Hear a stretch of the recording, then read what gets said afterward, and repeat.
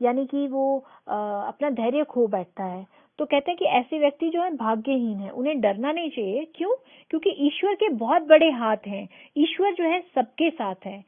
फिर अंत में कहते हैं कि वही मनुष्य है जो कि मनुष्य के लिए मरे, यानी वही मनुष्य कहलाएगा अंत में जो कि दूसरों के लिए अपने अपने अहंकार भाव से उठ के, अपने किसी भी धन संपत्ति के लालच या वशीकृत होके अपने आप को महान ना माने। ठीक है, नेक्स्ट पैराग्राफ। अनंत अंतरिक्ष में अनंत देव है खड़े, समक्ष ही स्व बाहु जो बढ़ा रहे बड़े बड़े। परस्पर आलंब से उठो तथा बढ़ो सभी, अभी अमर्त्य अंक में अपंक हो चढ़ो सभी। रहो न यूं कि एक से ना काम और का सरे, वही मनुष्य है कि जो मनुष्य के लिए मरे। अनंत का अर्थ होता है जिसका कोई अंत ना हो, यानी जो अमर है, जिसका कोई अंत नहीं है।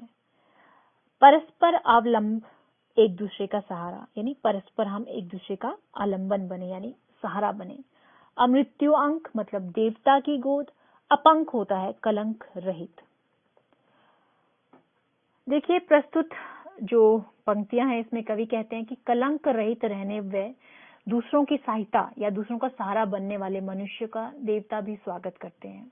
देखिए यदि कोई ऐसा व्यक्ति था जो बहुत महान कार्य करता था, दूसरों के लिए जीता था, परोपकार की भावना से, है ना, दूसरों के दुख में शामिल होता था, उनको कष्ट उनके दूर करने की कोशिश करता था, उसकी मृत्यु हो गई है।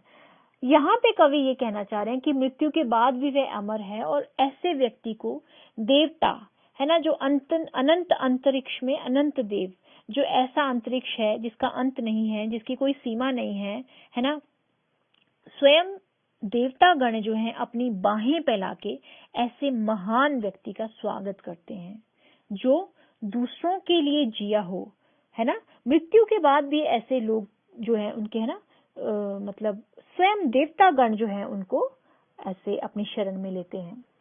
कवि कहते हैं कि उस कभी ना समाप्त होने वाले आकाश में असंख्य देवता खड़े हैं जो परोपकारी व दयालु मनुष्य का सामना, मतलब मनुष्य के सामने से खड़े होकर अपनी भुजाएं फैलाकर, अपनी बाहों को फैलाकर उनका स्वागत करते हैं।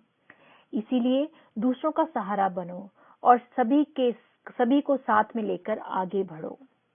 कवि कहते हैं कि सभी कलंक रहित होकर देवताओं की गोद में बैठो, यानी मतलब कलंक रहित होके मतलब अपने जब हम इस दुनिया से जाएं तो हम ऐसे जाएं कि हम अमर होके जाएं और उस दुनिया में देवता गण स्वयं जो है हमें अपनी गोद में बिठाएं। अपने मतलब के लिए नहीं जीना चाहिए, अपना और दूसरों का कल्याण व उद्धार करना चाहिए, क्योंकि इस मरणशील संसार में मनुष्य वही है जो मनुष्य का कल्याण करे व परोपकार करे, है ना।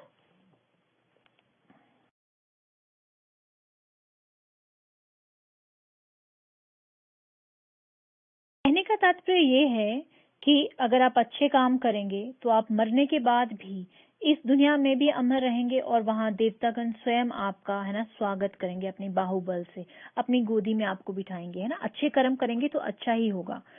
और कहते हैं कि ऐसे हमें रहो न यूं कि एक से न काम और का सरे, हमें ऐसे रहना चाहिए कि बस हम यूनिटी जिसे कहते हैं ना, जुड़ के रहना, ऐसे रहें कि बस एक ऐसा भी हो कि हम हमारे जो काम है एक दूसरे के साथ ही कंप्लीट हों, है ना, पूरे हों, यानी एक हम जब मिलेंगे तो हमारे हर काम में हमें सफलता मिले और हम एक ही होके वो काम करें।